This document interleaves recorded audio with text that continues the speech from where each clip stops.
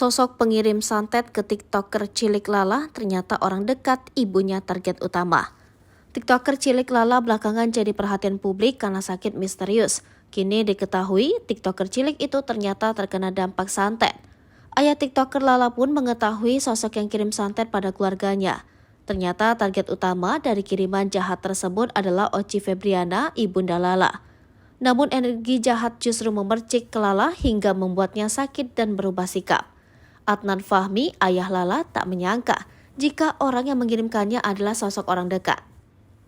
Yang ngirim orang terdekat, kami kenal dan akrab, target utamanya adalah ibu Lala, adalah impact dampak dari kejadian itu, kata Adnan Fahmi. Adnan sendiri mengaku terkejut saat tahu kiriman itu merupakan perbuatan orang terdekatnya. Hingga saat ini, ia tak paham apa alasan orang tersebut memberikan santet kepada keluarganya. Meski demikian, kini diketahui jika kondisi Lala sudah makin baik.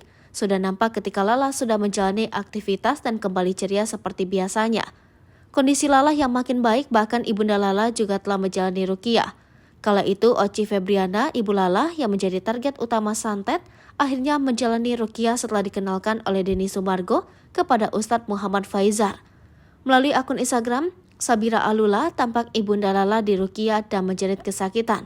Ibu Lala berteriak-teriak dengan suara bukan dirinya saat diruqyah.